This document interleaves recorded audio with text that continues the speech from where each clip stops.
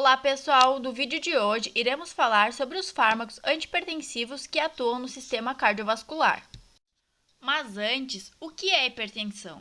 A hipertensão em si é quando se tem uma elevação da pressão arterial para valores além daqueles que seriam considerados normais.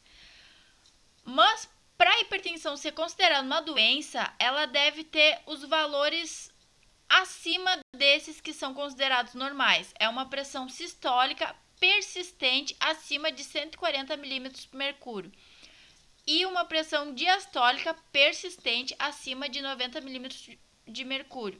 É uma doença que envolve muitos fatores, como genéticos e ambientais. Então, temos os mecanismos de controle da pressão arterial.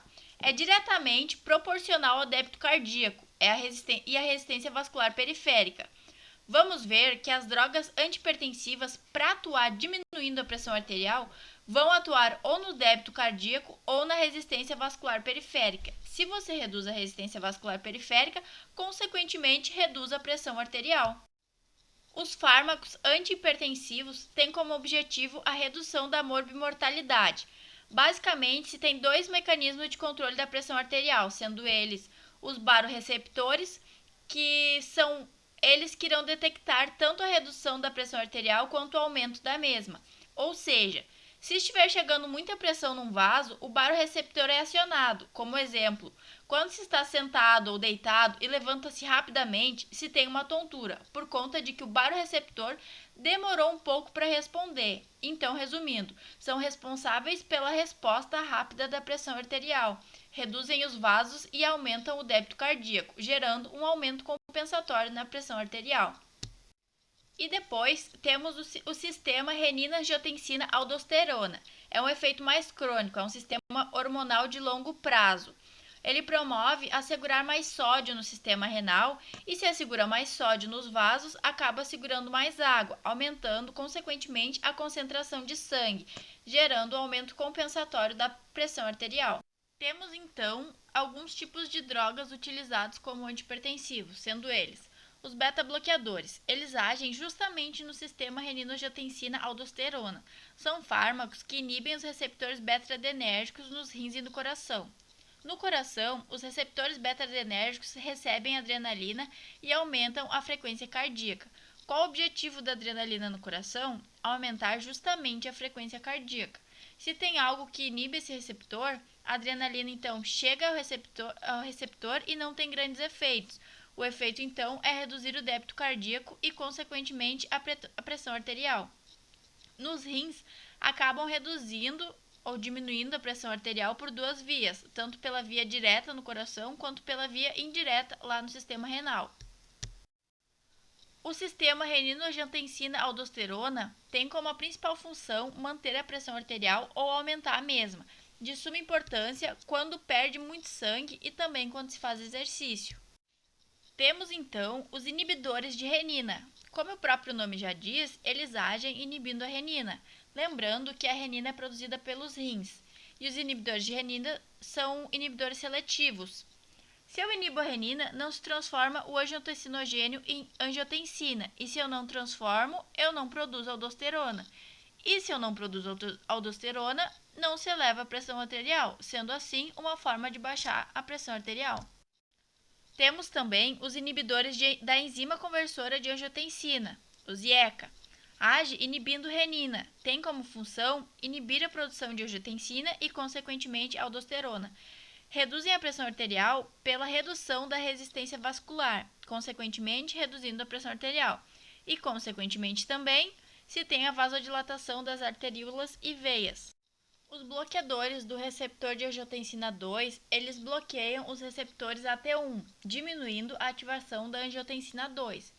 Os efeitos farmacológicos deles são similares ao IECA. Lembrando que essa classe de fármaco, ele não devem ser usados em gestantes.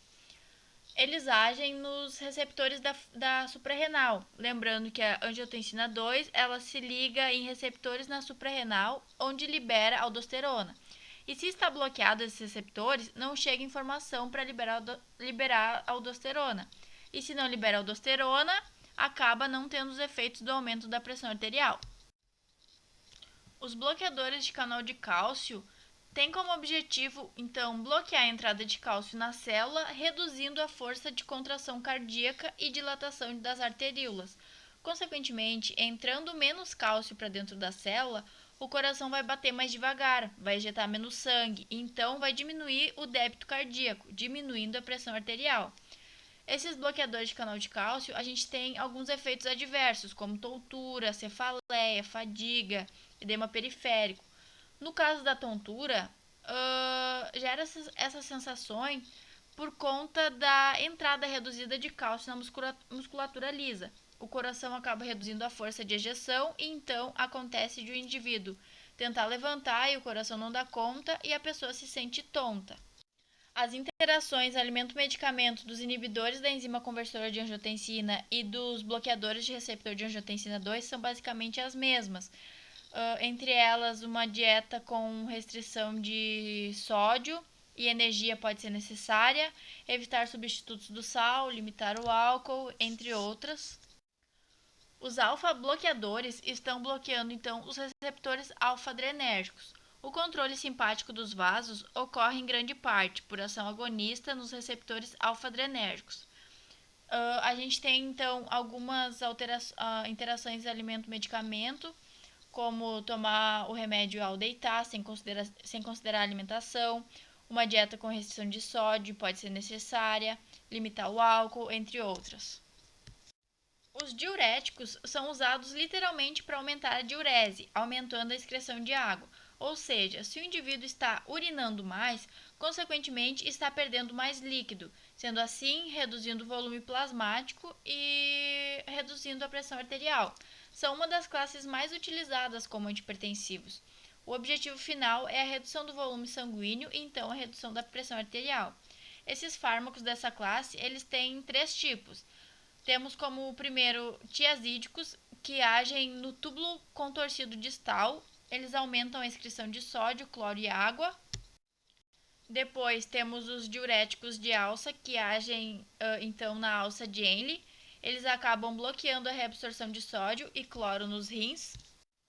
E por último, temos os diuréticos poupadores de potássio. Então, eles reduzem a absorção de sódio e retêm potássio pelos rins pela urina. Essa classe, ela não é necessário fazer uma dieta com redução de potássio, é só cuidar a ingestão excessiva, principalmente substitutos de sal e suplementos. Essa classe de fármaco, eles são usados muitas vezes associado aos diuréticos tiazídicos ou os de alça, para reduzir a perda de potássio. Lembrando que os tiazídicos e os de alça, eles jogam muito potássio para fora. Então, o médico associa um deles com um poupador de potássio se ele notar que o potássio na corrente sanguínea está caindo muito.